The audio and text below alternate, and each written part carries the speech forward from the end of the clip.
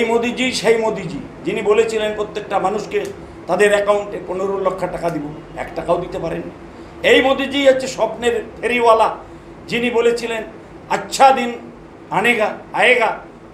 একটা কিচ্ছু বাংলায় কিছু আসেনি, ভারতবর্ষেও কিছু আসেনি, বরঞ্চ ভারতবর্ষের ট্রেন বিক্রি হয়ে গেছে, ভারতবর্ষের উড়ান বিক্রি হয়ে যাচ্ছে, প্রাইভেটাইজেশন হয়ে যাচ্ছে, ভারতবর্ষের ডাক প্রাইভেটাইজেশন হয়ে যাচ্ছে, ভারতবর্ষের টেলিকম প্রাইভেটাইজেশন হয়ে যাচ্ছে, একটার পর একটা বড় বড় ইন্ডাস্ট্রি বিক্রি করে দিচ্ছে।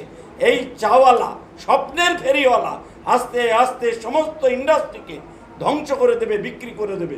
এটাই ওদের কাছে আচ্ছা দিন, এটাই ওদের কাছে নতুন করে কিছু আসবে, নতুন করে কিছু পাও না।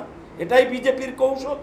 ধর্ম ছাড়া ওদের কাছে কিছু নেই, শুধু ধর্ম আর ধর্ম। প্রত্যেকটা মানুষকে ধর্মের আফিং খাইয়ে এরা বুঁদ করে রাখতে চাইছে, এবং ধর্মের বাইরে কোনো মানুষ যেন না আসে, উন্নয়নের কথা যেন না বলে, এটাই ওদের পরিকল্পনা। স্যার मैं एक सवाल पूछ रहा हूँ যে বাংলা নাগরিকেরা বাংলা ভাষায় কথা বলার জন্য যে বিজেপি সরকার হেনস্থার শিকার করছে বাইরে আমাদের শ্রমিকদেরকে, এ নিয়ে কি বলবেন? দেখুন, বাঙালি শ্রমিকরা বাংলা ভাষায় কথা বলার জন্য বাংলার বাইরে, সে উড়িষ্যা বলুন, গুজরাট বলুন, সে ইউপি বলুন, সে দিল্লি বলুন, হরিয়ানা বলুন, যেখানে ডবল ইঞ্জিন সরকার আছে, বিজেপি শাসিত সরকার এবং তার পুলিশ যেভাবে বাংলার শ্রমিকদের হয়রানি করছে, বাংলা ভাষাভাষী মানুষকে হয়রানি করছে, আমরা ভীষণভাবে এর প্রতিবাদ করছি। আগামী 2 দিন পরেই আমরা পার্লামেন্টে যাচ্ছি, 22 তারিখ।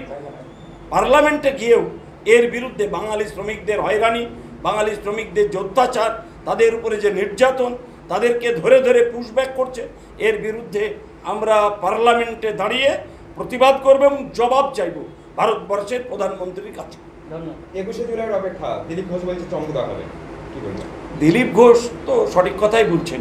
দিলীপ ঘোষ অনেক ভালো কথা বলেন, আবার অনেক খারাপ কথাও বলেন।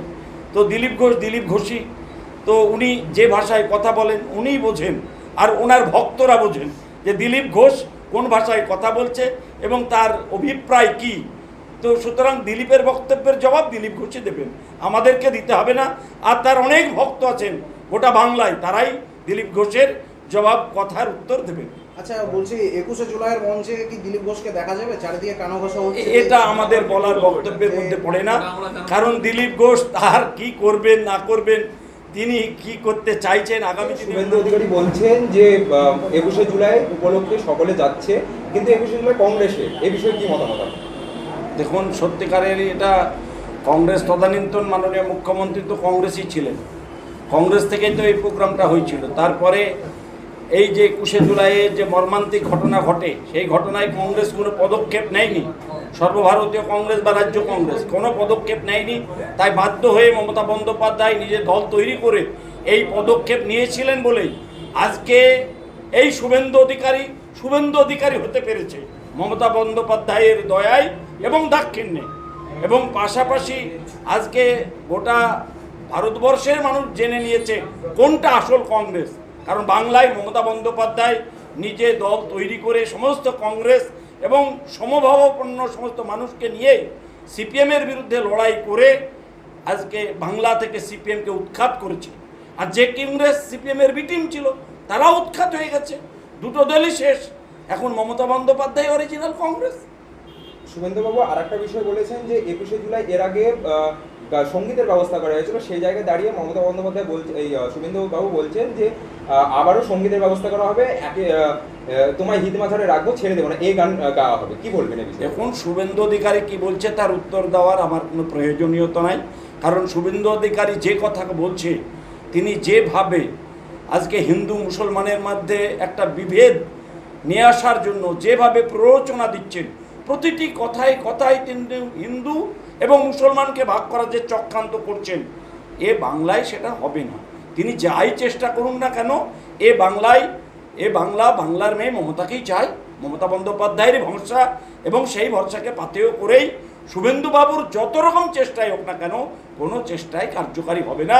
এবং পরবর্তী ক্ষেত্রে দেখা যাবে আবার মমতা বন্দ্যোপাধ্যায় 250-র উপরে সিট নিয়ে বাংলার ক্ষমতাসীন হবে চতুর্থবারের জন্য, শুধু সময়ের অপেক্ষা। জি স্যার, আজকে প্রচণ্ড বৃষ্টির মাঝে 21শে জুলাই যে প্রস্তুতি সভা ইসলামপুর বাস স্ট্যান্ডে প্রচণ্ড বৃষ্টির পরেও মহিলা এবং পুরুষ হাজার হাজার মানুষের সমাগম, কী বলবেন? দেখুন, গতকালও আমরা দেখেছি রানীনগরে প্রায় 12-14 হাজার লোকের উপস্থিতি আমাদেরকে অনুপ্রাণিত করেছে সৌমিক হোসেনের নেতৃত্বে রানীনগরে। আজকেও ইসলামপুরে এখানেও প্রায় 5-7 হাজার 8 হাজার লোক উপস্থিত হয়েছে।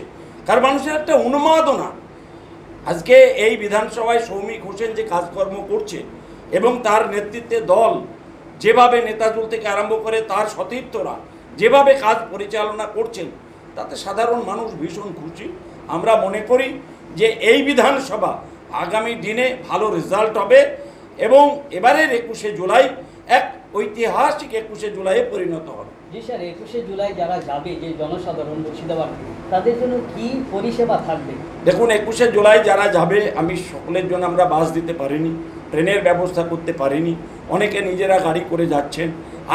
আজকেও পৌঁছে গেছে অনেক মানুষ, কলকাতার নেতাজি ইন্ডোর স্টেডিয়াম আজকেই ভর্তি হয়ে গেল। আমাদের মনে হয় কালকেও যাবে, 2 দিন 3 দিন ধরে লোক পৌঁছে যাবে। সমস্ত মানুষের জন্য 2টো ডাল ভাত তরকারি খাওয়া দাওয়ার ব্যবস্থা হয়েছে।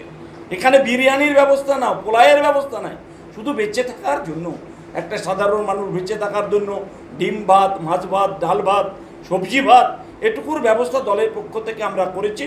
প্রত্যেকটা মানুষের প্রত্যেকটা ক্যাম্পে থাকার ব্যবস্থা, খাওয়ার ব্যবস্থা এবং শৌচাগারের ব্যবস্থা এবং কলকাতার আশেপাশে মিটিংয়ে নিয়ে আসার জন্য, স্টেশন থেকে যাওয়ার জন্য বাসের ব্যবস্থা আমরা করে রেখেছি। আজকে দুর্গাপুরে আজকে বিজেপির কর্মসূচি ছিল, সেই জায়গায় দাঁড়িয়ে মিঠুন চক্রবর্তী বলছেন আমরা নতুন রূপে নামবো, প্রধানমন্ত্রীর উদ্যোগে আমরা নতুন রূপে নামবো, দেওয়া হয়েছে মিঠুন চক্রবর্তী। দেখুন,